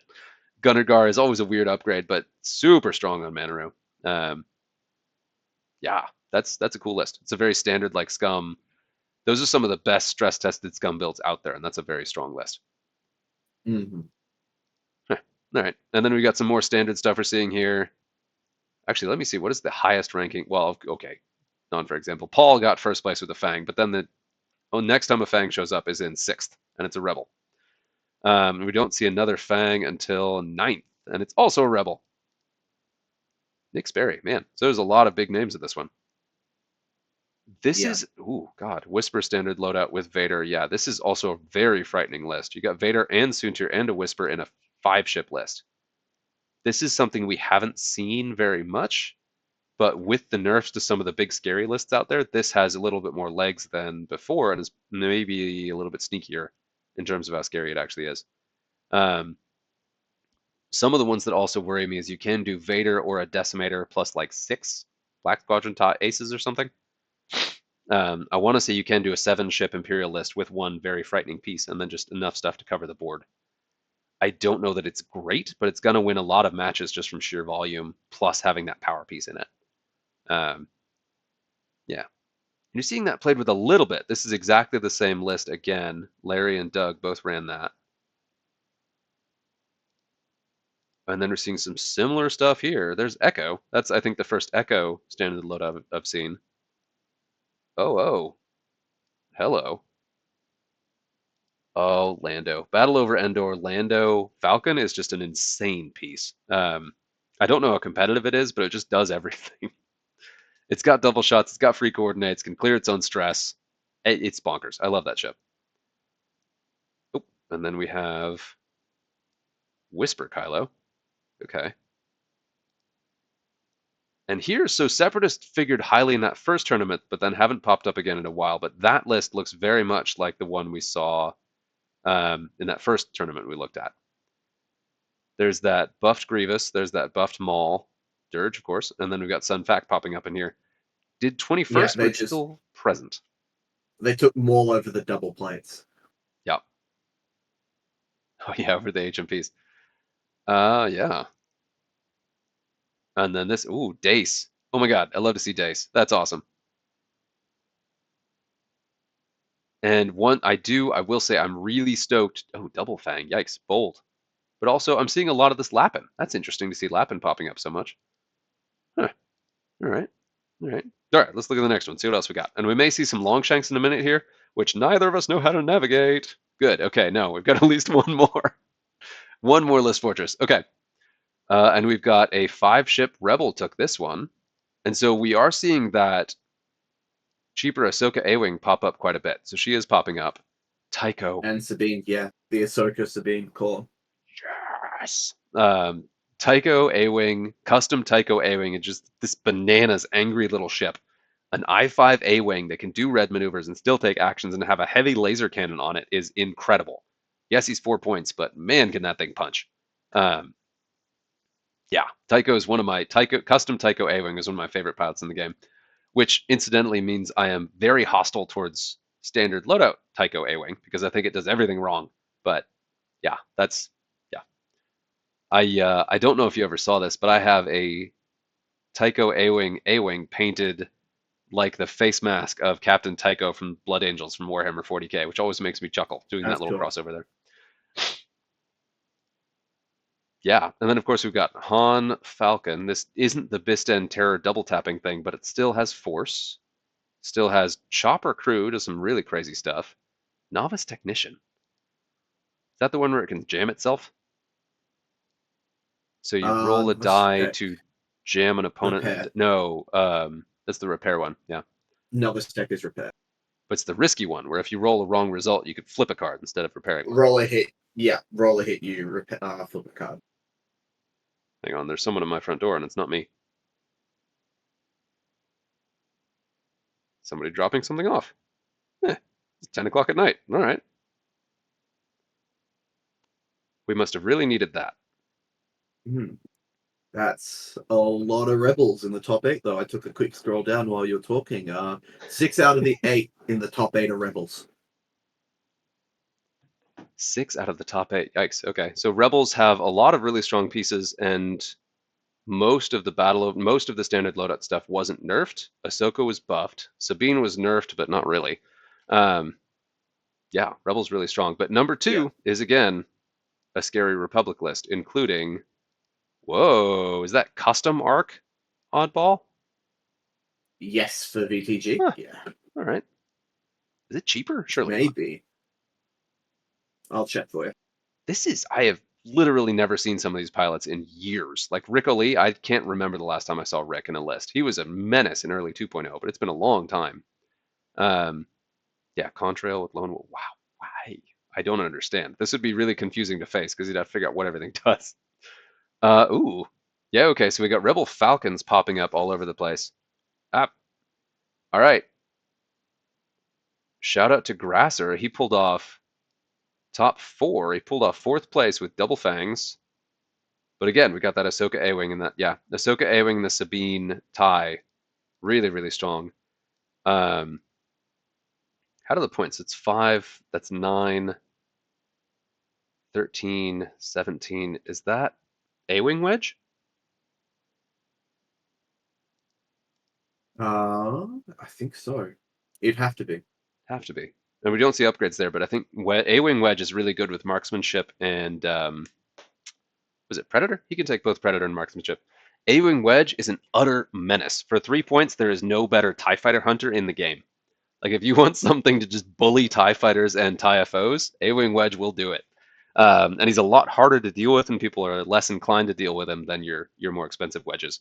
So if you have a 3-point hole in your list, he's one of my top picks personally. Also wildly underrated, but he competes directly with the X-Wing wedge, which, a lot of people want to take the X-Wing. Yeah, really high showing from Rebels, really high showing from Rebel Fangs here. Got Rebel Fen, Bodica. It's the second one in a row that's Rebel Fen, Rebel Bodica. Yeah, so every rebel list in the top 8 has that Ahsoka Sabine core. Nice. Yeah, that's so. What is Ahsoka replacing? I'm trying to figure out what 4-point ship was there before, because that's a pretty common build. It's just been flipped around a little bit. It's really good because she's high initiative. She's got the force, and A-wing that force is already really good. But then having Pick an the X-Wing. Pick a 4-point X-Wing. yeah, but what was there in the list before? I'm trying to think. That's... You're asking me to think back a year ago. That's all right. Excuse me, but it's interesting to see these. It is funny. So I'm going to make a really snarky comment here that just is to reinforce my own biases. That there's a critical mass where if everyone else is taking Fang Fighters become much more reliable in your tournament prep. So like every single list here, I think. Let's see. No, none there. Okay. And of course the Fen shows up in 3 of the rebel lists in the top 8. Fen does, Yes. but none of the top. Okay, there it is. But top 4 are the ones that didn't take a Fang. Nope, no, okay, so there are the double fangs here. But still, the ones without fangs do perform better, pretty consistently. And that's been true in the other tournaments as well, aside from Paul. You do still get up pretty well, but then all of these have the fangs, so it's really easy to kind of spoil each other at that point. If you're in the top 8 and it's just Yeah. fangs against fangs, then the statistics fall apart. Um, yeah, we got Wedge, Luke. I'm assuming those are both the standard loadouts. Ahsoka, A-Wing, Sabine, Boudica. This right here is a very strong core. It does have a fang in it, but it's the free bonus attacks 4-point fang, so very efficient. Um, does a ton of damage, gets a lot of value out of those 4 points pretty consistently. And the cheaper the fang, of course, the more consistent they're going to be in terms of your overall performance. I'm actually surprised this one is this far down. And then like comparing this to these two, they both have the core of that Falcon. It's really hard to deal with a Falcon +4. This one would be a little Falcon with stronger. the Falcon with a Yeah, no, Falcon, it's okay. Ahsoka, Sabine. So you got your objective piece, you got Thank your you. coordinator, got your Falcon. So there's no Hmm. easy target there. Really good objective play, Yeah, great burst damage, no easy target. Yeah. That's the thing about the they've both got expensive. Keo. Oh, Keo they is the do. 3-point objective They do monkey. both have Keo. Keo is the bane of my existence. Oh, Keo. Yeah. Keo's so funny. I mean, obviously a good objective piece, but the Keo Sabine, that's double objective power. And these three are plenty to do a whole lot of damage and keep stuff busy outside of that. Likewise here. Wait a minute, is that Hera A-Wing? This list has 3 Uh, A-Wings. Dang. yeah. Okay. So does the first place list. Keo, Oh, yeah. Tycho, Ahsoka is all A-Wing. Oh, yeah. Triple A-Wing. And then, wow. Okay. The A-Wing is, I've discovered that the A-Wing, Rebel A-Wing is my favorite ship in the entire game to fly. I love that ship. Um, and Ahsoka and Tycho are two of my favorite pilots, so that's also gratifying to see. Holy cow, like the dial, the action bar, the upgrades you can take, the pilot abilities, the Rebel A-Wings are just incredible pieces. Um, Looking at what else is in the top here, though, there aren't a lot of things that would really counter mass A-Wings, where No. a bunch of bombs can. FO is pretty good against that because it's just hard to get an edge on it. Triple arcs do really well against those just because it's such a wall of stuff that can shoot out either side and you can't flank it. So not seeing any of the counters to A-Wings, it's no surprise to see them pop up there. Um, but yeah, that's still cool to see. That's definitely different meta. And all of these tournaments we're looking at are just wildly different. I can't really get a strong sense of, I mean, what is that? Top 7, yes. They're all the quote unquote good factions, and all of the top 8 here are 6 of the top 8 Rebel, 1 Republic, 1 Resistance, and then it goes straight back to Republic, and you don't see anyone else until you get to 10th. Yikes. And this is a big tournament, so it does look like Rebels are really, really strong right now. And there's other stuff out there, but all kind of filters down. But that's kind of countered because that first tournament we looked at was won by double separatists. And here it is. This is that list we saw, actually, right? Grievous, Dirge, Yeah, that's it. Sunfac, double Roomba. Yeah. So this may have trouble with A-Wings. Ooh, I was looking at how many players there are, and there's something spicy at 19th you might like. Oh, really? Oh, tell me it's Boba. Please tell. I'm not going to roll down until I guess. But this is It's so Boba. many It is rebels. Boba. It's Boba. It's Boba. That's Boba. Oh, double fang. Double Mando Royal. Don't do that to me. Okay. So this is just like the wow, God, talk about rolling the dice. Jesus. And The triple thing. It's Cad Solus. cat. Wow. All right, if you're gonna bring a fang with Boba, bring the one that can get the bonus shots. Bring the double tapping one so you can increase your offensive potential to deal with your lack of defensive or with your lack of bodies. You got to make sure everything hits extra hard. So I really like Boba, Dengar, and then oh, what's his face with the weird name? The double tapping fang that gets an extra shot if he kills something. For fun. Torfun, that guy. So He's those my three, boy. you do your bonus shot Boba Fett with your veteran tail gunner or boss gunner, my personal favorite. Um, you bring Torfun, and then you bring Dengar, and then each of your ships fires twice per turn, ish, assuming you can For pull off the fun. kills with Tor. Yeah, assuming you pull the kill. Yeah, but Tor at I4, he shoots after Boba and Dengar, so you have a good chance of like softening stuff Tor's up for him to I3. get the extra shots. Yeah, so that's I love that sort of combo of like maximize your offense to compensate for your weaknesses. It falls apart, but it's good and better than it was because that's 1 point cheaper now because that's 8 and 6, 14, and then And then you just like shove in 18. Bosk for your Ugh. 2 point. Ugh. Yeah, so it's still, you barely get Bosk in there. So you get one extra body than I'm used to getting, but still, it's meh. But this is very much the same thought process as Kanan, the Kanan Hawk, because those both can take strains to give the defensive mods to Boba, which is good. That helps compensate and keep him alive, and especially since you have that veteran tail gunner, you want to throw him in the middle of stuff. Yeah, I'm not terribly surprised that it's up at 19th, but bold choice, and I really love it. And it's probably a really cool looking list to see a fire spray and 3 fangs rolling in there.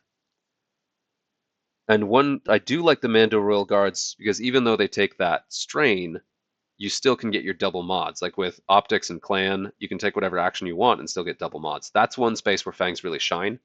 If you take a cheap objective piece Fang, it's very good because that does give you defensive mods, double offensive mods, regardless of what action you take. And that's really good.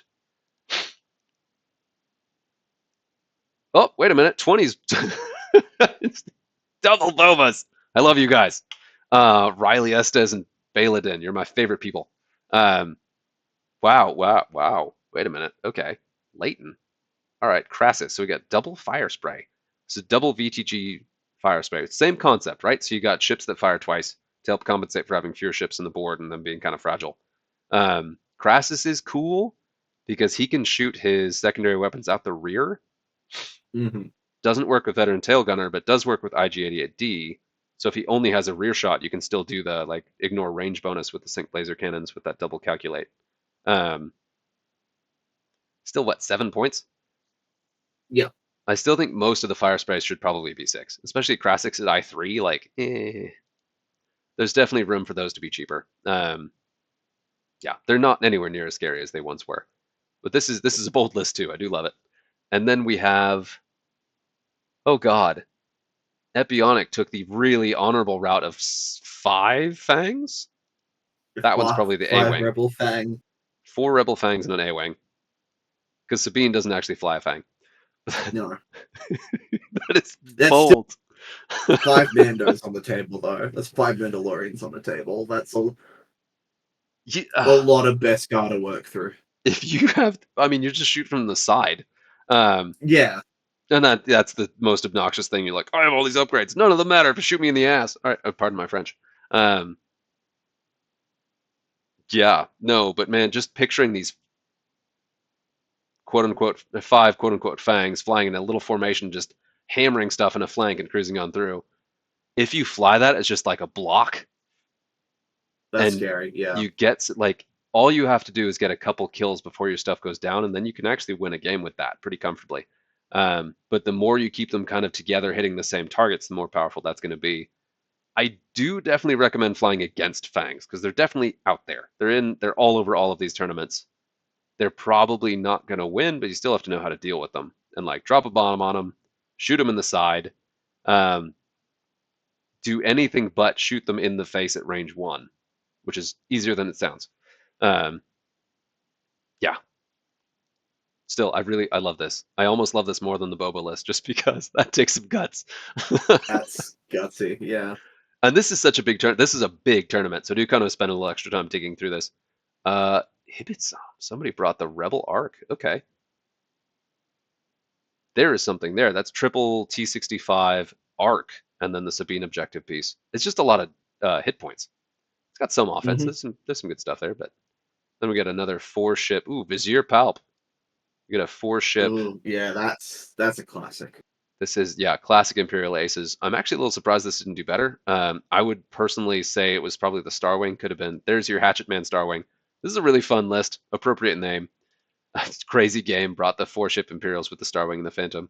This is cool. I would be curious to see if it did better shuffling stuff around a bit and taking something over the Starwing, because that doesn't benefit in the same AC way as the other ships do from Palp.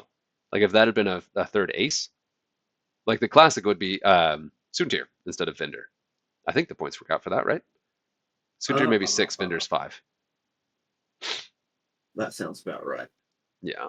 And I want to say Vizier got more expensive than he used to be, so that's a little bit harder to fit. Ooh. We got another hot one coming up here. this, Yeah, sorry, that's a lot of ties. yeah. So this is a tie swarm, but they're all named, which is something you can do now, and it is actually really scary. I think you can go up to 6 named ties, if I'm not mistaken. Some of the scarier ones got bumped to 4 points, which is a bit of a bummer, but yeah, you can do a lot with just mass ties. One of the things I personally really want to fly sometime soon is just mass standard loadout interceptors, because I love the tie interceptor, and the standard loadouts have some of the tools that they actually need that are unique to tie interceptors, but things that they can use to stay alive and do extra damage. Like there's some really cool stuff in there. It's still probably not good. I wouldn't bet on it against Fangs, but it's there's something there. And similarly, like just the tie LNs, there are so many options for pilots and upgrades. Uh, You can do a lot with that. Merrick steals in advance. Oh yeah, you're right. Tie advanced, and that's why it's only 7, 6. It's only 6. Okay. Yeah, wild. Yeah. All right, let's keep on going. There's a lot here. Ooh, there we go. This didn't do that well. Okay, so Nom Lum is not the magic that Manaru is. But this is still cool. I like to see this just sort of, this is, if you math out like the highest hit points per squad points you can spend, you end up with something like that for Scum. If you just go pure durability, it ends up somewhere there. The 6 point can usually swap around a bit. Is that 5? 5 point. Can swap around between some of the bigger pieces, but this is just a lot to chew through. It may struggle on offense, so it's probably not going to keep up, and isn't that great on objectives either, because none of these like losing their actions. But yeah, it's a defensive efficiency list. There we got Ahsoka again in the Republic. Yeah, wild. All right, let's see what else we got. I am running up on time, and I want to make sure we cover some of this. Oh, and we're at Longshanks, which we don't understand. Let's see what happens if I hit this. Oh, look at that. Okay. Ooh, Wedge A-Wing again. I love it. And so now we've gotten a bit more into the European tournaments. I believe most of the tournaments we looked at were either US or UK based. These are a little bit more into the European meta, which I always find interesting because a lot of the big European tournaments have a completely different meta than what we're used to seeing elsewhere, which is cool. So we get Hera VCX plus 4. Whoa. So 10 Num B-Wing who didn't show up at all in the other tournaments with proton cannons. Yeah, that's just it. Just proton cannons. Sheath of course, with the child. What? Okay, AP5 with the child. All right. And then a really hefty VCX. This thing scares the bejesus out of me. So the VCX is native 4 attack dice, which you can dock the ghost to, and it can shoot twice, or it can shoot the main and then the turret. With Hera at I6, like that's hitting really hard. And with Saw Crew on there, you get a free focus mod.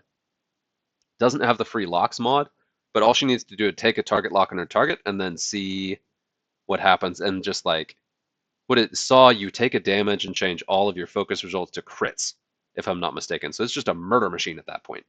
So I6 passive modded 4 native attack dice. If you get hit with that at range 1, you're dead. Like that is very scary. And it's really fast, has a surprising amount of maneuverability with those K turns. If you do manage to get it into a corner or ion control the thing, it's toast. But man, that VCX is gnarly. Okay. Arvel A-Wing. I think that's the first time I've seen that one. And then Wedge. Hopeful. Huh. Hopeful Wedge. Weird. All right. And this is just the top 4 list we see reported in this tournament. It was a 28-player tournament. Yeah, just wanted to stop on this one real quick. Then we get Double Republic. We got Oddball V-Wing. We got Obi-Wan in the Aether Sprite. What is going on? And then we got Knack in the C95 and Plo. So we got double I5, Delta, one Delta 7B and one Delta 7. Torrent V-Wing, Z95. Weird. So it's just kind of a 5-ship Republic soup. I'm trying to see what about this makes it tick. It just kind of does a thing. All right.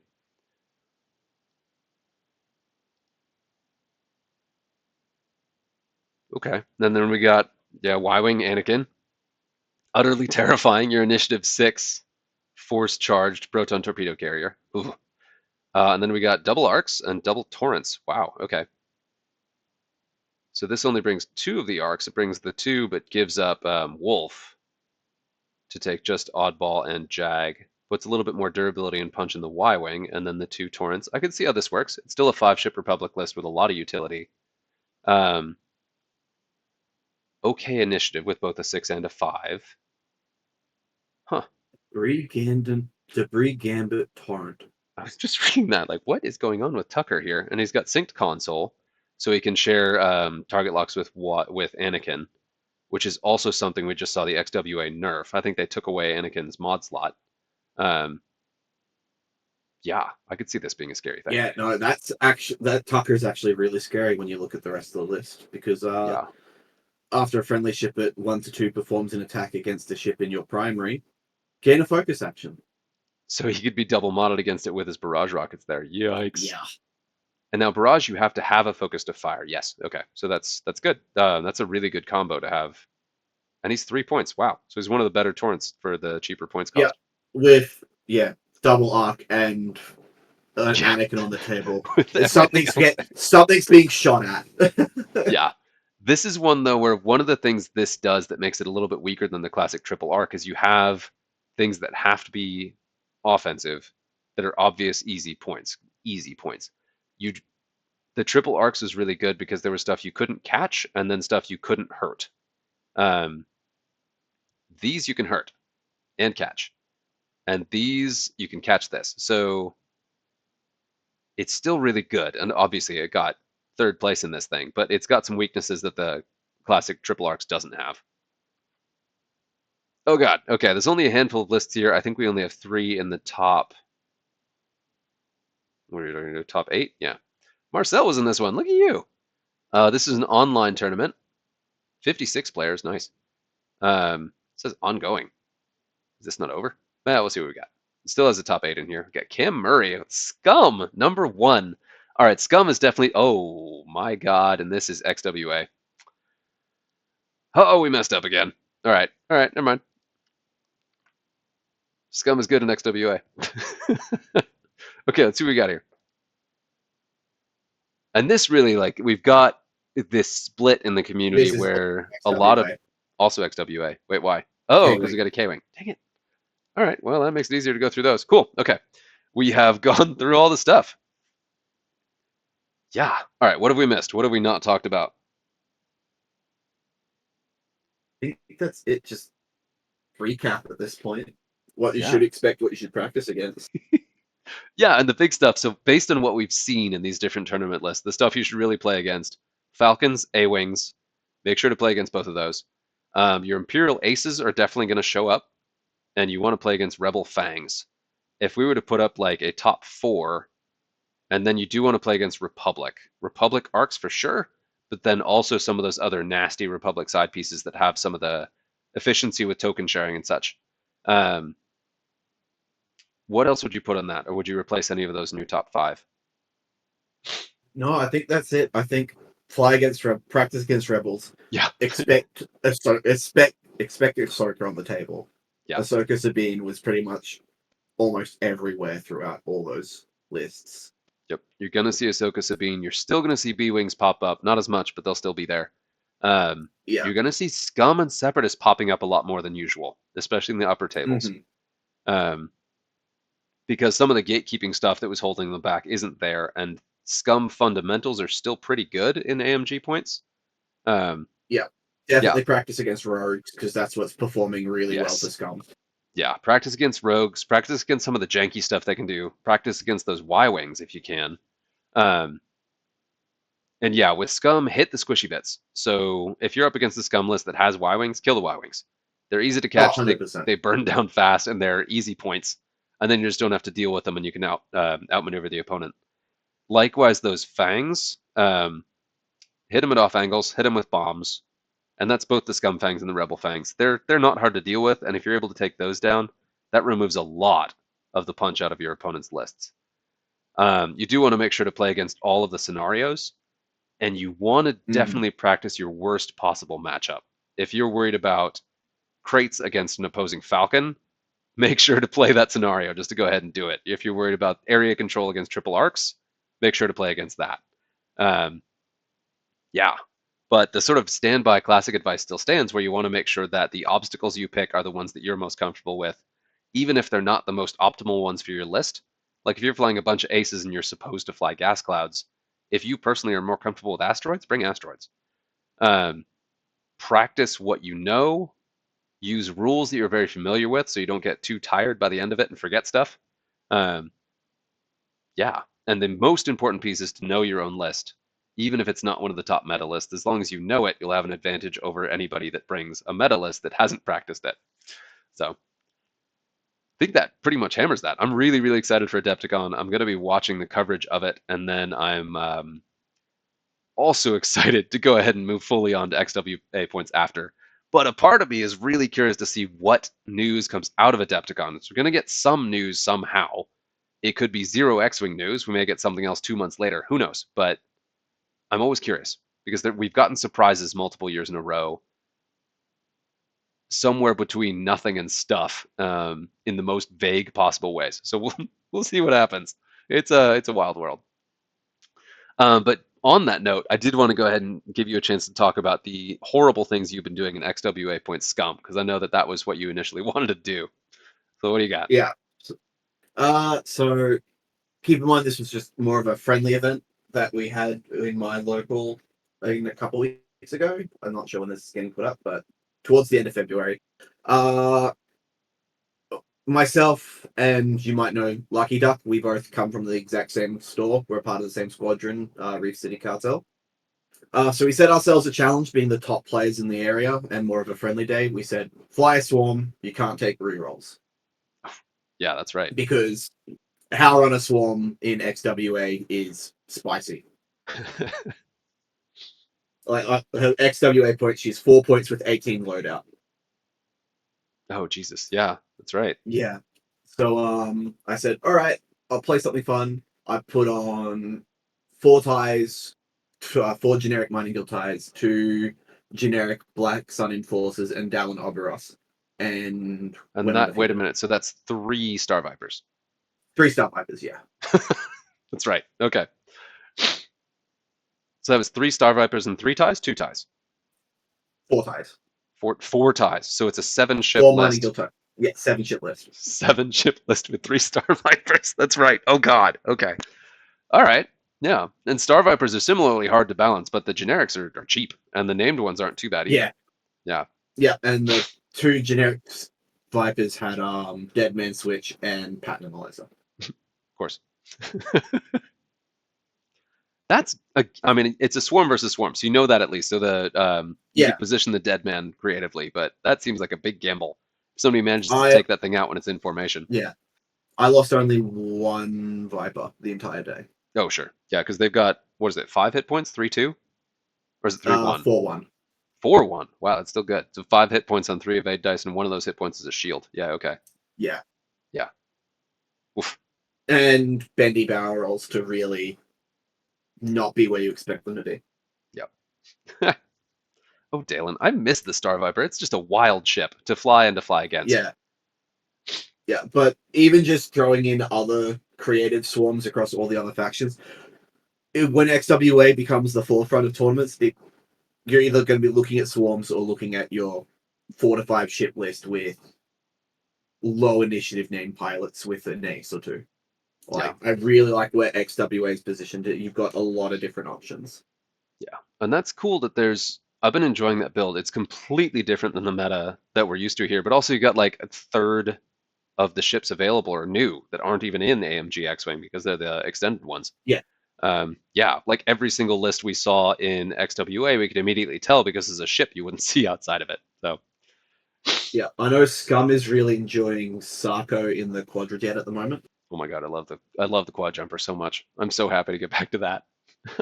My favorite is always going to be the punch gun. Is your Constable Zuvio with his forward bomb dropping, Yeah, and like there's a he lot has of right now he yeah, is a lot of absolutely busted. He's got what, 24 loadout? yeah. He's nuts. Yeah, so he can take both. No, he's only got one bomb slot, right? So he can take prox mines or clusters, but not both. He's got two. He's got two. Okay, all right. So twice per game, he can just drop a bomb in someone's face and then back up and do it again. Well, Proxmine has two charges. Oh, 3 times. Oh And if God. you're taking cluster, yeah, cluster is 3. Well, it's one charge on the cluster, but Cluster three as well. bombs. Yeah, Yeah, so you can yeah, drop them 3 times and then potentially hit a lot more targets than that. Um, yeah. If you can get a cluster on a large ship, oh, yeah, just detonate all the time, and they're not as effective, right? It's 2 dice each, but still, I don't. The yeah, detonation cluster rules, is 2 dice. yeah, and then procs is 3, and one of them's an automatic hit. Correct. Yeah, okay, still good. I mean, you're rolling 6 dice against a ship. That's still pretty good, even if you go just the clusters. Hmm. Ah, it's good. I'm really excited about that. And then just the Lancer I've talked about a lot. Like Ketsu is my favorite pilot. Going back to like the tournament prep, you need a ship that can hit Vader, that can hit Silencer Kylo, and for me that's always been Ketsu. Like man, she packs a punch. Yeah, She is her ability. Yeah, the ability is great, especially when you put on the title. yeah, put on the title and now with Mandalorian upgrades, she's like miles scarier than she was before. She was already one of my most powerful pieces that I ran all the time in second edition. Because yeah, free target locks and a focus on a ship that hits things with automatic tractor tokens. Yes, please. Yeah, Mando. I flew a recent game with Ketsu with Mando optics, clan training, the title, and I normally want to fly probably who is it that keeps the tokens around? Oh shoot. Gamut Key, because Gamut That's the Key one. specifically is any ship, so you can Right. actually target enemy ships with Gamut Key crew. Yep. But in the game that I flew her, I took the child, Right. and Yeah. it Still good. kept her nice, alive, and healthy. She finished the game with 2 hull left after taking a beating. And that was against Double Falcon Flyboy Poe, if I remember right. Yeah, Yeah. to be fair, my evades were ungodly. I rolled 25 out of 43 were natural evades. Sure. Which still is that's Or statistically right. 53, yeah. Yeah. A That's little that's higher than half. a little higher than average, yeah. You got But 25 out it's of the fact that 53. Yeah. yeah, a little higher than average. But it's the fact that it was always on the big weighty attacks that I would Ah, roll naturals on. of course. Not the little plinky ones. Yeah. Yeah, Yeah. I can't even remember the number of games I've lost where I've like tank a proton torpedo and then die to TIE fighters. Like, oh, I dealt 1 damage. Oh, I one. Dang it. Okay. Yeah, that'll get you. Whew. But and yeah, yeah, I that think was with Asajj and Maul, so it was a 3v3 game. that's yeah, that full list you talked to me about that. That's just terrifying. And it was you put it together as like the most force you could put into a scum list because Asajj Yeah, 8 Lancer, Ketsu Lancer with the child, and then Maul plus a Savage crew. Or was Savage crew Maul on? had no, it was Asajj with Ahsoka. Oh, that's right. So yeah, okay. So everybody had 3 force or two. Ketsu had 2. Yeah. Yeah, which also gave you extra opportunities to trigger Asajj's ability without giving up all of your force, which is nuts. Hmm. And she is a force pilot, so she could take something like hate or did you have malice on her? No, She had malice and she hate. did. She has 2 force talents, so she can take Just both she ways can to take recharge the both. batteries. Nice. Yeah, and she'd be a natural fit for the child crew because then she'd be rolling around with 4 force plus the things that Yeah. recharge. That'd be incentive to shoot at her. Yeah, that's I would fly that, but yeah. Yeah, it was the original, but then I'm like, no, I kind of like the idea of putting some force on the other Lancer. Oh yeah, on all of them. That makes sense. Yeah, and with Ketsu taking a beating, that does make sense. That was a good choice. Nice. Because yeah, just the ability to spend a force, gain a force. Nice. Cool. I gave the Sarge stealth device. That's what I did. 3 evade. Oh yeah, 3 evade Asajj. The Lancer having 2 evade is one of those things that makes Scum so good. Is they've got a bunch of large bases that have 2 evade. I think the only faction that has that. Because the Jumpmaster, Lancer, Gauntlet all have 2 evade dice on a large base. I'm trying to Yeah. think of any other large base that has 2 evade, and I've got nothing. Well, I mean, all of the main faction, also They Rebel all, Empire and Scum have gauntlets, so well, I technically think they also all have I think all large seven base too. factions have the Gauntlet. Everybody except Actually, FO. yeah, Yeah, no FO, no resistance, but all of the others do. yeah. So 5, yeah, Yeah. 5 out of the 7 factions. But are there any other But large bases that have 2 evade dice? uh Because that's the thing. Gauntlet is one, but no, then there aren't any others, and Scum has 2 others in addition to the Gauntlet. yeah, I don't think there is. Yeah, which is one of those unique things about Scum that makes them potentially really strong once you have access to all of those chassis. Because the Jumpmaster's not surviving a beating all that much, and the Gauntlet is nobody's running a Gauntlet and a Jumpmaster. But if you're mixing up Gauntlet, Jumpmaster, Lancer, then there's a little bit more variety there, and you can have some really durable, hard-hitting large bases. But they've only had Yeah. access to 2 out of the 3. Um, yeah, Oh yeah, I wouldn't recommend flying multiple large base ships. There's no, just too many points at it's the just moment. not. It's not. Pick what yeah, pick one that you want to Yeah, fly around with it, have fun with it. Like the yeah, 3 ship list that game that I played was Maul, which he originally had Fearless, so he was a range one. I'm gonna score every single crit I can. yeah. But because the change with XWA where force pilots don't get talents, I changed it to IG-88D, so he was just as nasty on attack and defense because of Lando crew. Oh yeah, God, Lando IG is like the best combo. Oh, I love that one, especially with Yeah, Force, because then which you reroll Force. Like yeah, exactly. Lando, yeah, Lando IG on Maul is a really great combo. Um, Yeah, because he yeah, just can reroll defense dice if he blanks out, which yep, again, being only a 2 shield ship, you don't want to start stacking crits on a 9 hull ship. yeah, yeah. You don't want that. Oh, nice. All right, I should get going, but yeah, hopefully you get some rest. Enjoy some more Monster Hunter Wilds. Maybe not until 3 a.m. this time. And Oh, it'll be yeah, till 3 a.m.